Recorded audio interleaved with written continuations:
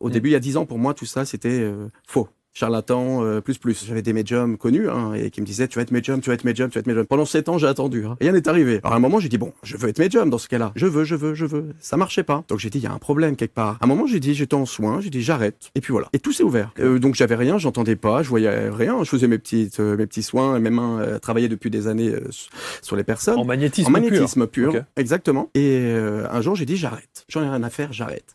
Et c'est là que tout s'est ouvert. Un mot, 2 mots, des messages. Des prénoms qui sont arrivés un peu plus tard, des scènes, passé, présent, futur. Et je vois ce que font les gens. Je peux donner les prénoms des enfants, les prénoms de personnes qui ont fait du mal à cette personne. Et là, c'est là que je me suis dit, ah oui, c'est comme ça en fait. Il y a ce côté aussi où on découvre des choses de la vie, on dit, mais on est fou en fait. Comment je peux savoir ça? J'ai mis énormément de temps à me dire, est-ce que c'est vrai? Mais en fait, tout le monde me disait oui à tout ce que je disais. Je vois les vivants, donc je peux décrire sans photo les personnes qui sont de la famille de la personne. Et je vais décrire les défunts aussi, qui viennent également donner leur nom, la façon dont ils sont décédés. Je ressens sur moi comment ils sont décédés, je vois les scènes de décès. Donc tout ça, c'est pour ça que j'ai mis énormément de temps à assumer le mot médium. Parce que je sais que les gens, pour eux, c'est un monde très mystérieux.